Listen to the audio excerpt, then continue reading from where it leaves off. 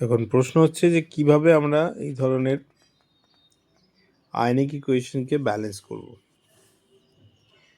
তাহলে এখানে Cr2SO2- আছে, এখানে আছে ক্রোমিয়াম 3+।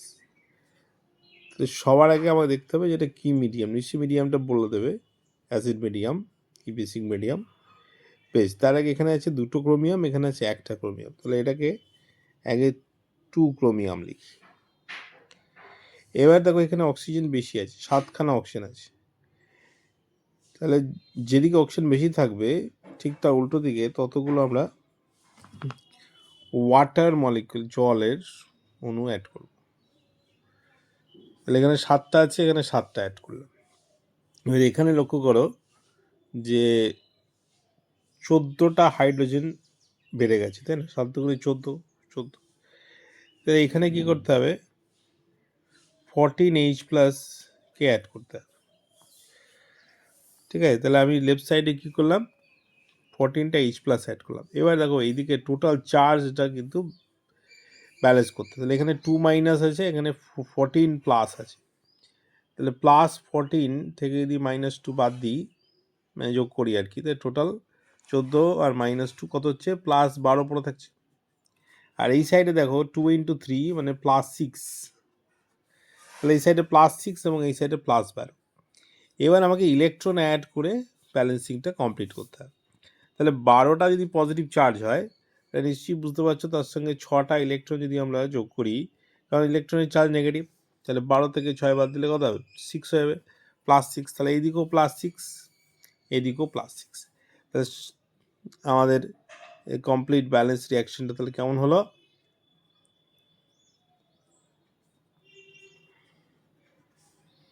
সেখান থেকে 2Cr3+ + 7H2। তাহলে এটা হচ্ছে ডাইক্রোমেটের একটা বিজারণ বিক্রিয়া বা রিডাকশন রিয়াকশন। এই রিয়াকশনটা যদি মুখস্থ রাখা যায় তাহলে খুব আরও ভালো হয়, বিভিন্ন ব্যালেন্সিং করতে গেলে সুবিধা। এবার এর সঙ্গে ধরো আর একটা দিয়েছে যে এই ইকুয়েশনটাকে ব্যালেন্স করতে হবে, যেখানে Sn2+, এখানে তো এটা তোমার দেখতে পাচ্ছ যে ইলেকট্রন নিচ্ছে।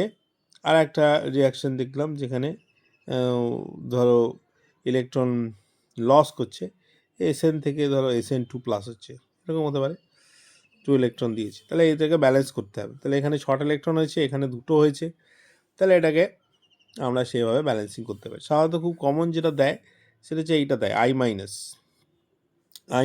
থেকে I2। হ্যাঁ, তাহলে এখানে আমরা 2I- দিলাম, এখানে 2টো ইলেকট্রন দিলাম। ঠিক আছে, তাহলে এটা হয়ে গেল একটা জারণ বিক্রিয়া বা অক্সিডেশন রিয়াকশন।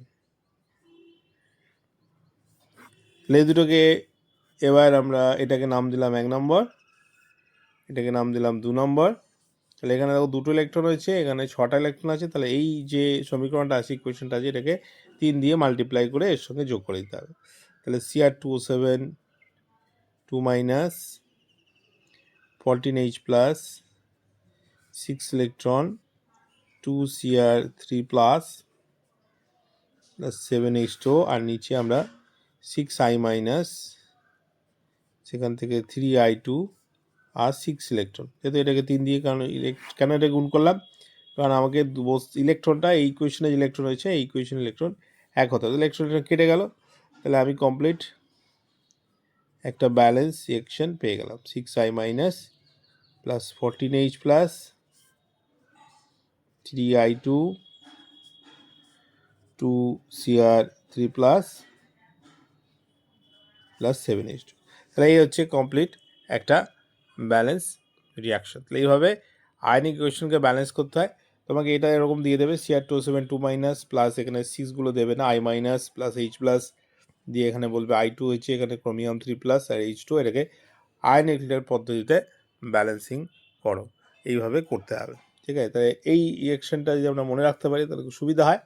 আর এটা করার স্টেপস হচ্ছে এটা, যেখানে আমরা অক্সিজেন বেশি দেখবো তার উল্টো দিকে সেই অনুপাতে জল যোগ করে দেবো সেই সংখ্যায়, এবং আয়রনটাকে ব্যালেন্স করার জন্য সেই সংখ্যা H+ দিয়ে ইলেকট্রনটাকে এইভাবে কিন্তু খেয়াল করে ব্যালেন্সিংটা করতে হবে।